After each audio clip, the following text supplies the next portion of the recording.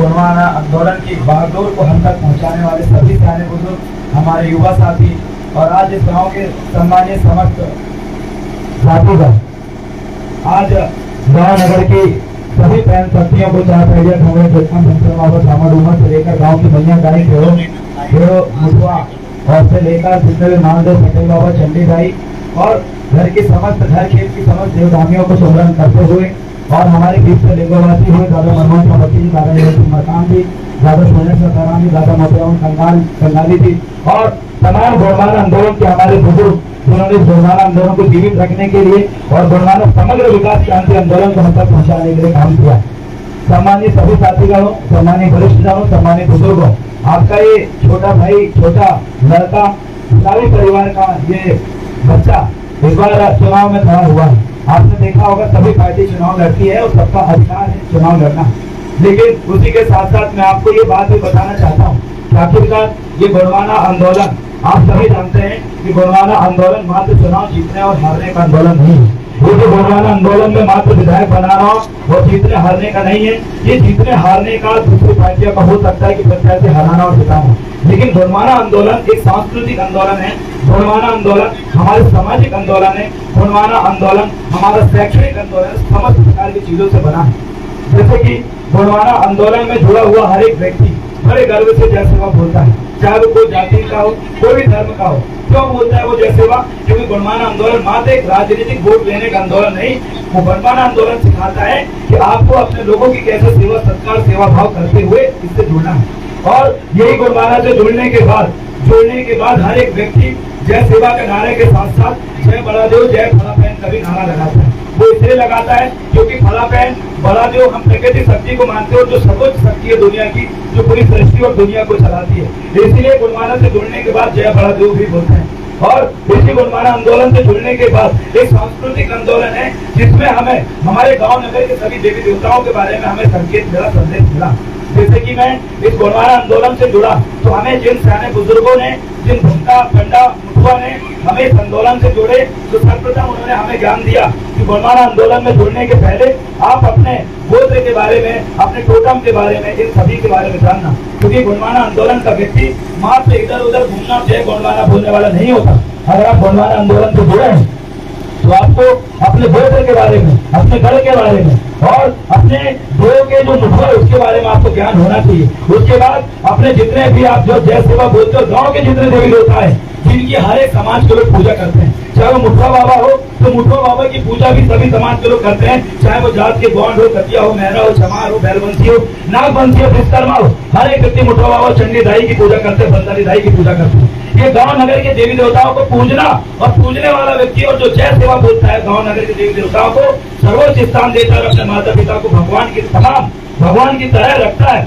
वही लोग गोंडवाना आंदोलन के सिपाही होते हैं। और उसी गोंडवाना आंदोलन के सिपाही आपका ही भलावी परिवार का एक छोटा सा बच्चा है जिसकी उम्र 27 साल है और मध्य प्रदेश के सबसे कम उम्र का गोंडवाना गणतंत्र पार्टी और बहुजन समाज पार्टी का संयुक्त उम्मीदवार मुझे बनाया गया है। उस आंदोलन को मैं आपके समक्ष लेकर आया हूँ। आज उस आंदोलन को बचाने के लिए हम लोग लड़ाई लड़ रहे हैं। आज आपको पता है उस आंदोलन को जब हमारा व्यक्ति अपनी गोंडवाना आंदोलन को छोड़कर जब दूसरी जगह जाता है तो उन लोगों के बीच में खुद के जय सेवा नहीं बोल पाते, बात जानते हैं। चाहे हमारा व्यक्ति गोंडवाना पार्टी छोड़ के दूसरी पार्टी में भी जाएगा तो पूरे दिल के साथ वो जय सेवा नहीं बोलता। क्यों? क्योंकि वहाँ वो लोग नहीं है, इस आंदोलन के लोग नहीं है, इस आंदोलन को मानने वाले लोग नहीं है। और अंततः जो उस आंदोलन में जाने के पश्चात वो अकेला हो जाता है और जब अकेला हो जाता है तो कहीं ना कहीं उसके काम करने में मन नहीं लगता।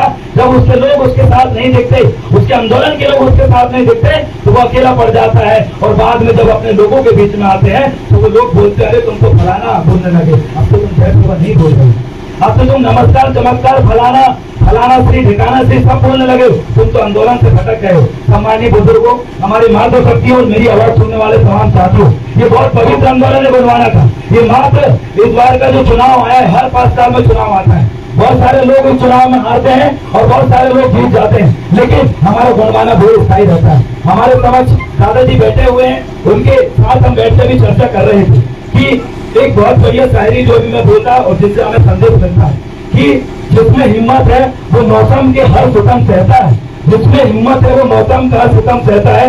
ये पत्ते गिर जाते हैं लेकिन पेड़ खड़ा रहता है। ये जो पेड़ है वो गुणवाना आंदोलन है, ये पेड़ है वो गुणवाना आंदोलन है। और सबसे शुरू में इसी आंदोलन से जुड़ने के पश्चात जब बहुत घनघोर धूप आती है, सूखा पड़ता है, तो पूरे पत्ते, कई पत्ते गिरते और कई पत्ते लगे रहते हैं। जैसे कि कई पत्ते जब गिरते हैं और कई पत्ते फिर से बरसात आने पर फिर से वो पत्ते अपनी डाली में लग जाते हैं, वही गुणवाना आंदोलन है। जब चुनाव आते हैं तो वही धूप की तरह, झाड़ी की तरह, सूखा की तरह कई लोग इस गुणवाना आंदोलन से गिरते हैं। और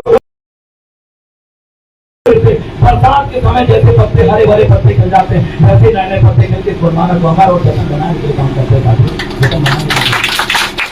हम उसी आंदोलन के सिपाही हैं।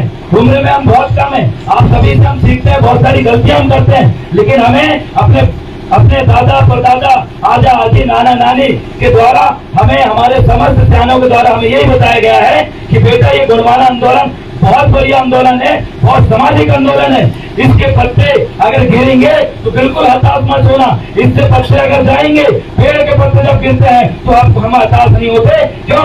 हमने, हमारे बाप दादा ने एक आम का पेड़ लगाया, आम का पेड़ लगाने बाद अगर पत्ता गिरता है तो हम लोग हताश नहीं होते। क्यों? ये पुनः ये पेड़ खड़ा होगा, क्योंकि इसमें हमारी मेहनत लगी हुई है। इसकी जड़ बहुत नीचे गई है, इसकी जड़ इतने नीचे गई है कि ऊपर कोई अगर डाली इसकी काट भी ले, डाली से मतलब नेता, कई आम के पेड़ की डाली काट भी दे तो भी कई डालियां रहती है जिनसे पुनः आम फिर से फलने फूलने लगते, पक के हमारी समाज खाती है। वैसे ही इस गुणवाना आंदोलन से कई नेता चले जाएंगे, कई डाली को काट देंगे, लेकिन हमें हमेशा याद रखना है कि गुणवाना आंदोलन का ये पेड़ आज भी वही रहेगा। इस पेड़ को दो हिस्से में काटने की कोशिश करेंगे, वैसे दो हिस्से में काटने की कोशिश करेंगे जैसे गुणवाना में प्रत्याशी को उतारते हैं तो दो प्रत्याशी उतरता है। तो षड्यंत्रकारी लोग यही आम के दो पेड़ लगाएंगे, उन पेड़ को आपस में तो टूट जाए, मर जाए, खत्म हो जाए करके कोशिश करेंगे। लेकिन जिस पेड़ की जड़ें मजबूत है, जिस आम के पेड़ की जड़ें मजबूत है, उनकी जड़ें इतनी मजबूत होती है कि कई पेड़ लगा दो, कई बरसात आ जाए, कई बाढ़ आ जाए, लेकिन पेड़ वही खड़ा रहता है। उसी पेड़ की तरह हमें अपने समाज के नेतृत्वकर्ताओं को चुनना है। हमें बिल्कुल हताश नहीं होना है कि कौन हमें छोड़ रहा है, कौन हमें खत्म कर रहा है। लेकिन ये आंदोलन रहेगा तो सबसे बड़ा फायदा क्या है? जब मुझे कोशिश किया गया गुणवाना आंदोलन से खरीदने की, बोला गया कि देवरावन कहा चल रहे हो, जेल में फंस देंगे तुमको, रोड में मार देंगे तुमको, चलो आओ हमारे पास आओ, हम 10 करोड़ रुपए दे रहे हैं, हम 50 करोड़ रुपए दे रहे हैं, हम तुमको बड़ी बड़ी गाड़ियां दे रहे हैं। तो हमने एक सवाल किया जो हमारे बुजुर्गों ने हमें समझाया था, आपने हमें जो बात बताई थी वही बात हमने दोहराया कि गुणवाना आंदोलन को छोड़ के जो लोग कांग्रेस में गए आज उनकी स्थिति क्या है, समाज में क्या सम्मान उनका है। हमने कहा कि जो कांग्रेस में गए हैं या बीजेपी में गए हैं, आज वो लोग अपने इस पेड़ से, अपने झुंड से अलग होकर वो लोग तड़पते हैं क्योंकि उनको वो सम्मान नहीं मिल पाता। हमने देखे हैं रतन उइके जी को तो बहुत बढ़िया भाषण देते थे, हमने देखे हैं धुर्वे जी को, महेश धुर्वे जी को कितना बढ़िया भाषण देते थे, लेकिन आज अपने झुंड से जब वो अलग हुए, बहुत बढ़िया आदमी, बहुत बढ़िया भाषण देते, झुंड से अलग होने के पश्चात उसका सम्मान उनके पास नहीं रहा। वैसे ही नहीं रहा जैसे कि एक बकरी अपने झुंड से अलग होती है और वो गलत जगह फंस जाती है, जैसे चींटी कभी अपने झुंड को नहीं छोड़ती।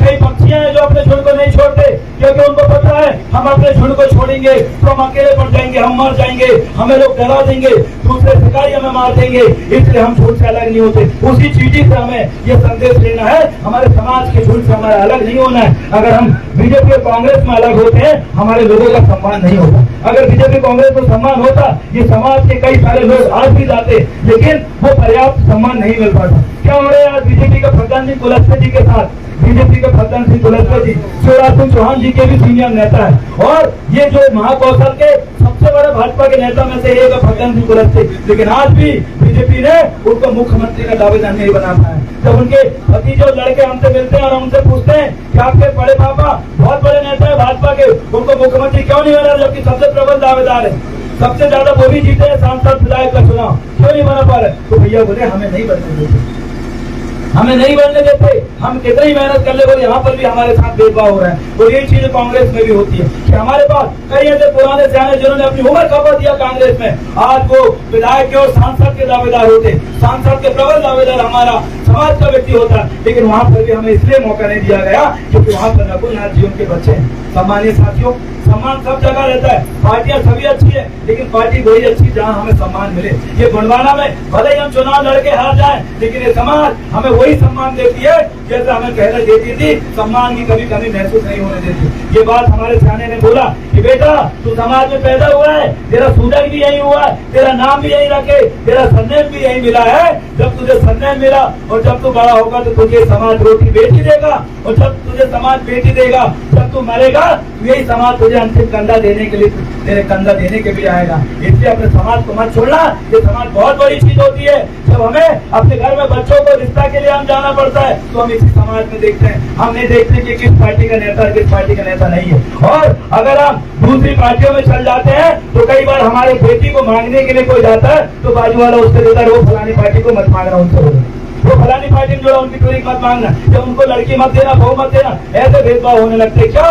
क्योंकि गोंडवाना जो आंदोलन मात्र विधायक बनाने का आंदोलन नहीं है। गोंडवाना आंदोलन अपनी धर्म संस्कृति बोली भाषा को बचाने का है। ये गोंडवाना आंदोलन में जब कोई आपके मुठवा बाबा को पूरा ग्राउंड के अंदर तोड़ते हैं, खंडेरा बाबा तोड़ते हैं, वही खंडेरा बाबा जिसको चाहे डेरिया हो, चमार हो, चाहे वो कतिया हो, चाहे गौंड हो, कोई भी समाज, हर समाज के लोग हमारे जो ST SC OBC हैं वो सब लोग मुठवा बाबा को मानते हैं, वो सब महाल देवता को मानते हैं, वो सब पटेल बाबा को मानते हैं। कोई महाल देवता पटेल बाबा मुठवा बाबा की मूर्ति जब तोड़ा गया साथियों तो कोई विरोध नहीं किया, कई बड़े नेता नहीं आए। हम युवा जब वहां पर गए तो उसको हमने 2 दिन के अंदर हमने बनवाए कि अगर आप नहीं बनाओगे तो धरने में बैठ जाएंगे, क्योंकि मुठवा हमारा सम्मान है।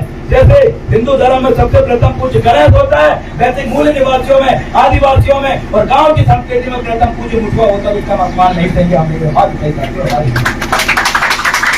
हमें पता है कि कितने ही जो धामी हो वो सब कमजोर पड़ जाते हैं जब हमारे मुद्दों को हम पूछते हैं। हमें पता है कि जब हमारे गांव में महामारियां आती है तो कोई कई मूर्ति वाले देवता का पूज लीजिए, असर नहीं पड़ेगा। जब हमारे सियानेपुर का भूमका जब एकत्रित होकर नारियल खारक लेकर लोहान लेकर जब मुठुआ के सामने बैठ के पूजा करते हैं तो वही कई सारी महामारियों को खत्म कर देते। इतना ताकतवर है हमारा मुठुआ।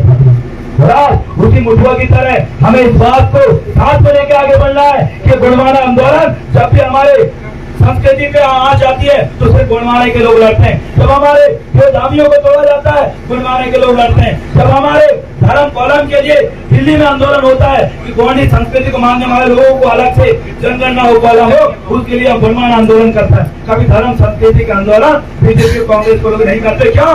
क्योंकि वो पार्टियां सर्व सामाजिक अन्य उनका अपना मापदंड बना हुआ, उनका अपना बायोलॉजी किताब बनी होगी। लेकिन गोंडवाना जो लोग छोड़ते हैं वो मूल निवासी है। ये मूल निवासी और मूल मालिकों की पार्टी है। सामान्य साथियों, हाँ आप इस बात को कह सकते हैं कि लाख प्रयास किया गया गोंडवाना को तोड़ने के लिए, लाख हमारे सियाने को मारा गया। भट्टी जी को हमसे छीनने वाले कौन लोग थे आप सभी जानते हैं। किसका अस्पताल था, कौन वहाँ पर भट्टी जी जिस दिन खत्म हुए थे तो बाजू वाले कमरे में कौन सा मंत्री वहाँ पर था आप सभी लोग जानते हैं। किन्होंने किन लोगों ने हमारे भट्टी जी को हमसे छीना आप इस बात को भी जानते हैं। इसलिए इस बात को ध्यान रखते हुए आप सबों को मैं इस बात को बताना चाहता हूँ कि आपको अपने दुश्मनों की पहचान करना है। कौन है आपके दुश्मन जो भाई भाई को लड़वाते हैं? कौन है जो दुश्मन जो आपको आपस मैं आपसे इस बात की विनम्र अपील करता हूँ कि मैं एक छोटा सा गोंडवाना आंदोलन का सिपाही हूँ और बड़ी कर्मठता और ईमानदारी के साथ में काम कर रहा हूँ। क्या कल भी मेरे ऊपर पुलिस वालों ने FIR दर्ज करी? क्यों? क्योंकि मेरे रास्ता एक व्यक्ति ने रोका था, आप सभी ने वीडियो देखा। उन्होंने एक बात बोली तो मेरे दिल को छू गई। उन्होंने कहा कि ये गोंडवाना आंदोलन छू भी मेरे दिल को। उन्होंने कहा कि गोंडवाना आंदोलन दलालों का आंदोलन है। उसने कहा ये भट्टी जी भाजपा का कार्यकर्ता है। उसने कहा कि जितने लोग तुम काम कर रहे हो तुम कभी जीवन में सक्सेस नहीं होगे। तो मैंने उससे एक सवाल किया, मेरे भाई तेरे सर के ऊपर जो पीला गमछा जुड़ा हुआ है तो गोंडवाना आंदोलन की निशानी से तो साथियों गले पे डाल रहा है, क्यों गाली दे रहा है तुमको? मैंने उससे पूछा ये पैसा बड़ा नहीं है भाई, पैसा बड़ा नहीं है, बड़ी है समाज, बड़ी है ये तमाम मूल्य वाली समाज, ये इज्जत बड़ी है। क्योंकि एक तरफ करोड़ रुपए कमाने वाले ST OBC जी को भी समाज सम्मान नहीं देती, एक तरफ करोड़ रुपए कमाने वाले बीजेपी कांग्रेस के नेता को समाज इज्जत नहीं देती। क्यों? क्योंकि समाज एक अलग चीज होती है, समाज एक मान सम्मान की चीज होती है। उन्होंने कहा तू मेरे क्षेत्र में घुसे पहचान मत करना, भाग जाए यहाँ पर से, तू मेरे सामने नहीं आना। तो साथियों मुझे बहुत दुख हुआ जब गलत प्रकार के शब्द इस्तेमाल किया गया, रोकने की कोशिश करे। जब उन्होंने हमारा हाथ जड़ पर धक्का दिया तो हम लोगों ने भी अपने सेल्फ डिफेंस में आत्मरक्षा में हमने भी उन पर हमला किया। जब हमने हमला किया तो पूरे लोग वहाँ पहुंच गए और देवरावन भला भी निकला गिरफ्तारी के लिए मांग करना रहा। मैं आपसे पूछना चाहता हूँ ये गोंडवाना का पीला गमछा आज से 30 साल पहले जब बीजेपी कांग्रेस के लोग डालते थे, नहीं डालते थे। आप सियाने गाली खाते थे, कोई अगर पीला गमछा डाल के जय सेवा बोल दिया तो उसको गाली देते थे, उसको बोलते थे कहाँ से लेकर आया जय सेवा, कहाँ से लेकर आया पीला गमछा। साथियों बुजुर्गों, आपने इतना अपमान था इस पीला गमछा को बचाने के लिए, इस पीला गमछे के मान सम्मान के लिए, और वही पीला गमछा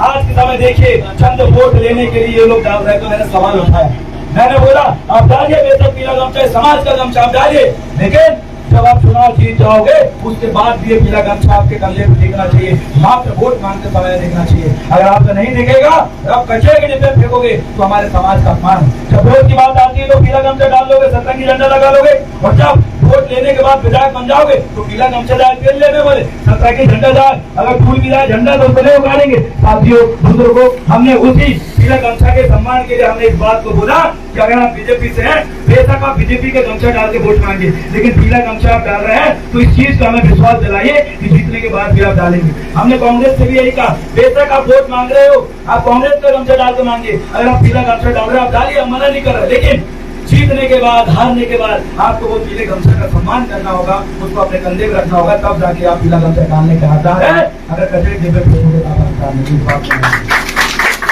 सम्मानित साथियों, जब हमारे चौराही के अंदर हमारे एक बुजुर्ग को शैलेंद्र भगवती जी भाजपा के वरिष्ठ नेता ने बहुत बुरी तरीके से मारा, क्या गलती थी हमारे सेना की कि सतरंगी झंडा उन्होंने कहाँ लगा दिया था, खेड़ोदाई। क्या गलती थी? खेड़ोदाई हमारी पुरखादाई कहलाती है, खेड़ोदाई किसी की स्वरूप नहीं है, खेड़ोदाई हमारी पुरखादाई है, मुंगुदाई पंडित दाई हमारी पुरखादाई है, और कली कंकाली दाई रायतौर जंगुदाई हमारी पुरखादाई है। और सम्मानीय साथियों बुजुर्गों, हमारे पुरखों पे हमारा झंडा लगाने से लोग जब रोके, हमारे बुजुर्गों को जब उन्होंने मारा 20 दिन तक एफआईआर नहीं हुई, 20 दिन तक एफआईआर नहीं हुई, उनको लट से मारा गया। और हमने कलेक्टर के सामने हाथ जोड़े, एसपी के सामने हाथ जोड़े, किसी ने नहीं सुना। हम मजबूर हुए, चलो मेरे युवाओं में कोई इकट्ठे हो, 5000 से ज्यादा लड़के अपने हाथ में 6 फीट का डंडा लेकर और अपनी शर्ट उतार कर रोड में हम लोगों ने चक्का जाम के कहा कि हम बुजुर्गों को अपमान नहीं सहेंगे, सतरंगी झंडा का अपमान नहीं सहेंगे।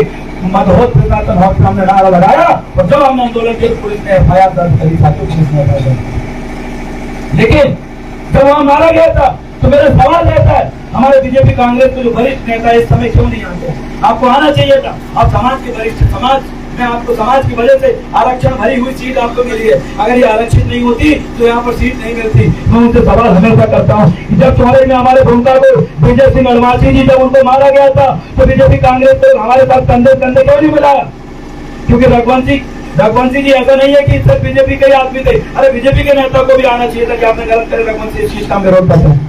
कांग्रेस के भी लोग आना चाहिए था, नहीं आते। साथियों बड़ा दुख होता है कि मेरे ही भाई को जब मार पड़ती है तो मेरा दूसरा भाई सिर्फ इसलिए नहीं आता कि वो दूसरी पार्टी से, अरे पार्टी बड़ी नहीं है, समाज बड़ी है, पहले प्राथमिकता समाज को दीजिए। जब समाज में रोटी बेटी का रिश्ता करोगे तो पार्टी के हिसाब से रिश्ता नहीं करोगे, समाज के हिसाब से करोगे। इसलिए जब भी हमारे सियाने को कोई मारता सबको उतरना चाहिए, लेकिन नहीं उतरते। चांद के अंदर हमारे 2 लड़के को इसलिए तलवार मारी गई कि उनकी गाड़ी में लिखा था जय लंकेश जय गुणवाना, इसलिए उनको तलवार मारा गया बजरंग दल के द्वारा, और एफआईआर नहीं करे साथियों। जिसने तलवार मारा तो बस स्टैंड चांद में बैठ के चाय पी रहा था पुलिस वाले के साथ।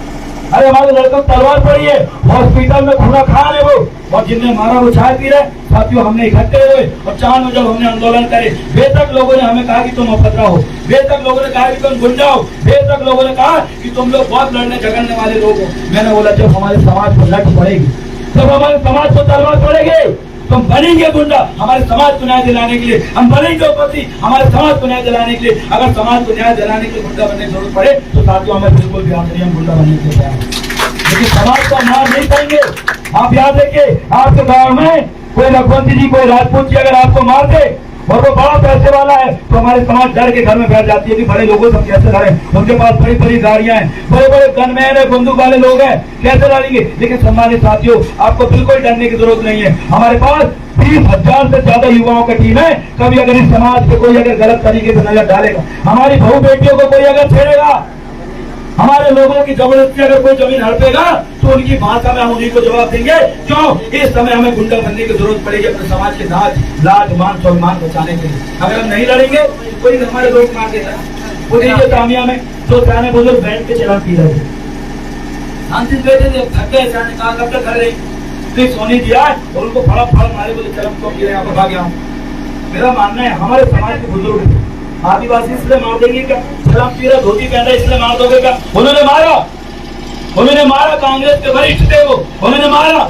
और हमको जब एक हफ्ते बाद ये खबर चली, एक हफ्ते से कोई एफआईआर नहीं, जब हमको खबर चली तो रात को जब हमने पुलिस को कहा कि अब तो सोनी जिन्हें दुकान के सामने मारो, उसकी दुकान वहां नहीं दिखेगी, तो रातों रात पुलिस ने सोनी को उठाई और ले जाकर जेल में डाल दी 3 बजे रात को। कभी पुलिस एफआईआर नहीं कर, 3 बजे उठा डाल दी। और सुबह जब हम लोग लट लेके गए, पुलिस बड़े बड़े बैरिकेड लगा के ऐसा मुंह में वो नशा लगा के भाई इधर नहीं आना, मेरे रोड नहीं तोड़ रहा। अगले बार समझा कीजिएगा सोनी जी को, हमारे धोती पहनने वाले, पगड़ी बांधने वाले बुजुर्गों को अगर तुमने असहाय, बेघर और कमजोर समझ कर हाथ उठाया तो बंटी जी कहते थे हमने खूब हाथ मजबूत कर लिया, हमने खूब तुम्हारा हाथ मजबूत कर दिया। उस हाथ को उखाड़ के तुमको सबक सिखाने का काम करेंगे, हमें सिखाया गया। सामान्य साथियों, ये लड़ाई मात्र रोड की लड़ाई नहीं है, ये लड़ाई समाज की लड़ाई है। आज देखिए रोड के किनारे कौन मजदूरी करता है, मुझे बताइए। हमारे एसटी एससी ओबीसी कौन मेहता, चमार, देरिया, कतिया के साथ मजदूरी करते हो? मुझे कोई बताइए। पंडित जी मजदूरी कर रहे हो, मुझे बताइए। रघुवंशी जी कभी मजदूरी करते हैं क्या? मुझे बताइए। जैन के मजदूरी करता है क्या? नहीं करता। क्यों नहीं करते? इन लोगों का साथियों बड़ी बड़ी पार्टियों ने विकास करी और आज भी मेरी समाज खंती खोजने के लिए जाती, रोजगार गारंटी काम में जाती। मुझे एक पंडित का नाम बता दीजिए, एक रघुवंशी, एक राजपूत का नाम बता दीजिए जो रोजगार गारंटी काम में जाता। साथियों, इन्होंने हमें इतना गरीब बना दिया कि बाहर से आए जैन बनिया शेर साहूकार, जो बाहर से आए समरवाड़ा में चंद 15-20 साल हुए, वो कभी मजदूरी करने नहीं जाते। और मेरी समाज तो कई सालों से यहाँ पर रह रही, वो मजदूरी करता है। इसका जिम्मेदार कौन है? इसका जिम्मेदार मैं बोलना चाहता हूँ, मैं पूछना चाहता हूँ सरकारों से। जिस दिन कोंड के साथ साथ रघुवंशी को मजदूरी करने लगा, उस दिन मैं मानूंगा कि सबका साथ और सबका विकास हो रहा है। अगर सिर्फ मेरी समाज मजदूरी करे, मेरे समाज के लोग हमारी करे, मेरे समाज के लोग थाड़ी फोड़े, मेरे समाज के लोग रोड में झाड़ू लगाए और तुम्हारे समाज के लोग घर के अंदर बैठ के टीवी में खुद रहे, पान चबाए, गलत। ऐसा नहीं कहेंगे। हमारी समाज इस देश की मूल मालिक समाज है और इस समाज को मालिक बनाने के लिए हमें दिन रात मेहनत करना पड़े, अपने आप को गंवाना पड़े। हम गंवाने के लिए तैयार है, लेकिन मान सम्मान की जिंदगी हमें चाहिए। अरे सब समाज आगे बढ़ गई, हमारे समाज को छोड़ के। आप देख लीजिए कुली समाज को, आप देख लीजिए सिख सरदारों को, आप देख लीजिए राजपूत रघुवंशियों को, आप देख लीजिए पंडितों को, आप देख लीजिए साहू समाज को। सब समाज आगे बढ़ गई, ये मजदूरी नहीं करती। लेकिन आज हमारी भोली भारी समाज मजदूरी कर रही है। क्यों? हमारे समाज का विधायक होने के बाद भी आप मजदूरी कर रही है। हमारे समाज की राष्ट्रपति होने के बाद भी समाज के साथ बलात्कार हो रहे हैं। मणिपुर में नंगा घुमाए गए हमारी माताएं बहनों, क्यों नहीं बोले बीजेपी कांग्रेस के नेता? अरे हमारी बहनों को नंगा घुमाया गया। साथियों, आपके भाई मणिपुर आंदोलन जब नंगा घुमाया गया था, दिल्ली में जाके मैंने 5000 उसी समाज को, उसी परिवार के लड़के लोगों के साथ आंदोलन करके आए। उन्होंने मुझे बताया भैया आपने जो आदिवासी उनको देखते गोली मार देना हुआ। क्यों नहीं बोलते सरकार? हमारे देश की राष्ट्रपति आदिवासी द्रौपदी मुर्मू है, वो चुप बैठे। जिस जगह के नंगा घुमाया गया, जिस प्रदेश में, वहाँ की राज्यपाल हमारी अंसुईया उइके दीदी है, वो चुप बैठी है।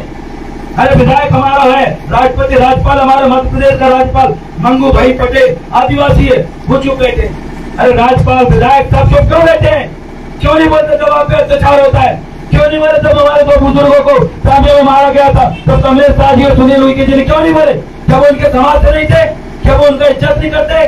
क्या वो अपने समाज को बोल रहा है? बोलना चाहिए था। आप विधायक बने, बोलिए, हमसे आपकी से कोई दुश्मनी नहीं है। हम सिर्फ इतना चाहते हैं जब हमारे स्थानों का अपमान हो आप बोले। आप जिस भी पार्टी से विधायक बने बहुत अच्छी बात है, कोई पार्टी से आदिवासी विधायक बनेगा आप ही बनिएगा, लेकिन आप बोलते क्यों नहीं? साथियों, आपकी जमीन लूट रही है, आपकी नया बच्चियां जो शहर में कॉलेजों में पढ़ने के लिए जा रही है, उनके साथ शारीरिक शोषण हो रहा है, लेकिन कोई नहीं बोलता। राष्ट्रपति आपका है, राज्यपाल आपका, विधायक आपका है, बोलता इसलिए नहीं है क्योंकि कहीं ना कहीं वो गुलामी अवस्था में है, कहीं ना कहीं उसको भूलने से रोका जा रहा है। इसलिए सम्मानीय साथियों, अब की बार आपको निर्णय लेना है, आपके सोचना, आपको बोलना है कि हमें बोलने वाले लोग चाहिए, हमें लड़ने वाले लोग चाहिए, क्योंकि हमने विधायक और राष्ट्रपति बनाया, ये चुपचाप बैठने वाले गूंगे लोग, और इन गूंगे लोगों से समाज का विकास नहीं होगा। इन गूंगे लोग कभी नहीं बोलेंगे, न विधानसभा में ये कभी नहीं बोलेंगे। अब की बार आपको निर्णय लेना है। आपका ये 27 साल का भाई बेटा, आपकी समाज का व्यक्ति देव रावण भला भी इस बार चुनाव में उतरा है, जो पिछले कई साल तक सड़कों में लड़ा है, दुश्मनों से कोर्ट में लड़ा है, सड़क में दुश्मनों से लड़ा, हॉस्पिटल के लिए, जमीन के लिए, माता बहनों के सबके लिए लड़ा। एक तरफ आपने समझ लड़ने वाला बोलने वाला साथी है, और दूसरी तरफ वो लोग हैं जब आपके ऊपर मार पड़ती है तो वो सूचना नहीं करते। आपको अंदर और बाहर से जिस भी तरीके से हो, प्रत्यक्ष अप्रत्यक्ष रूप से इस बार आप मेरी मदद करें। मेरे से गलती बहुत होगी, आप मेरी गलती में कमी निकाले, मुझे सलाह दें कि इसमें तुम सुधार करो, वाला भी मैं बकायदा सुधार करूंगा और आने वाले समय में हमारे एसटी ओबी समाज का विकास करने के लिए मैं पूरी कोशिश करूंगा।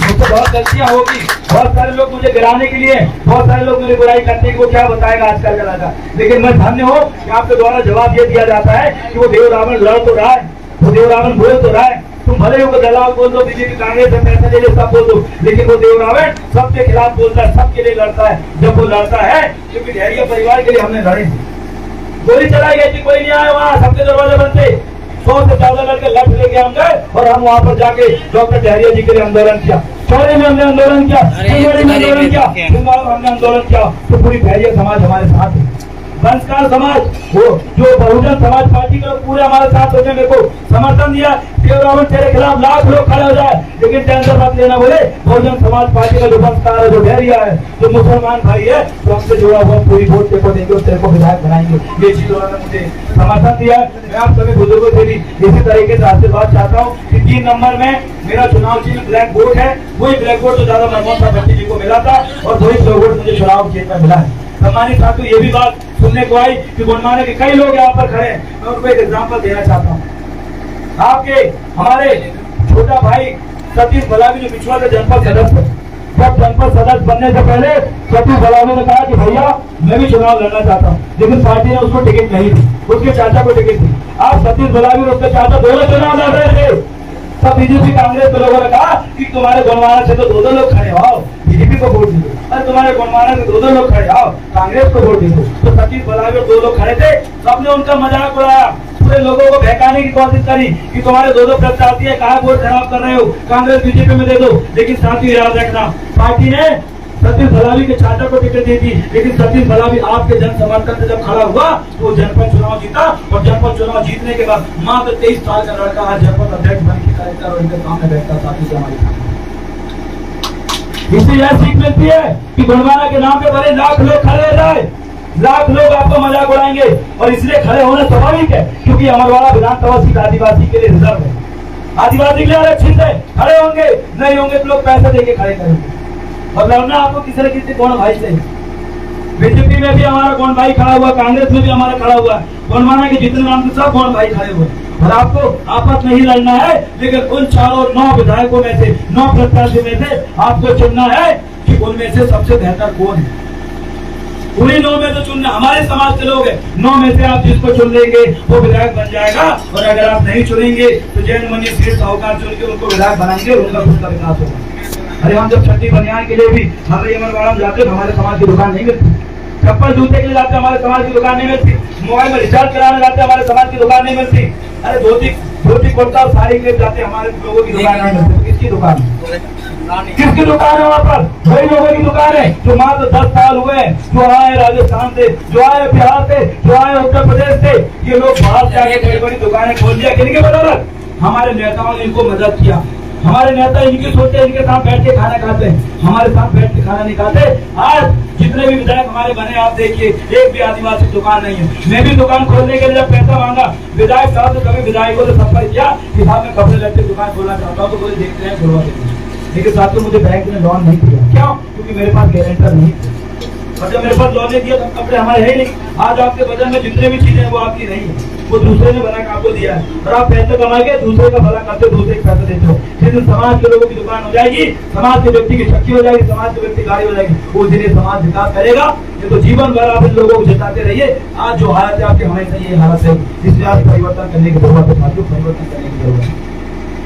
आपसे मैं बारम्बार निवेदन करता हूँ, अंत में इतना ही कहूंगा कि 3 नंबर के बटन में ब्लैक बोर्ड तख्ता मेरा चुनावी निशान है और हम 9 आदिवासी गौड़ समाज के लोग खड़े हैं। BJP, Congress, Aam Aadmi party, Samajwadi party, गुणमाना पार्टी, कांग्रेस, सभी से हम 9 आदिवासी खड़े हैं और आदिवासी में हम 9 ही गौड़ समाज से खड़े हैं। 9 में से एक तरफ से आप सबकी फोटो लगाइए और देखिए उनको शकल को, चेहरा को कि 9 में से कौन आपके समाज के लिए बोल सकता है, कौन धर्म संस्कृति का ज्ञान रखता है, कौन आपके लिए विधानसभा में बोल सकता है, कौन नियम कानून का बेहतरीन ज्ञान रख सकता है। इन 9 में से कौन सा चेहरा बेहतर है, आप उन 9 में से एक चेहरा चुन लीजिए। बस इतना कहकर मैं अपने ध्यान देता हूँ। बहुत बहुत धन्यवाद। सम्मानीय बुजुर्गों, हमारी संस्कृति रही है हल्दी चावल।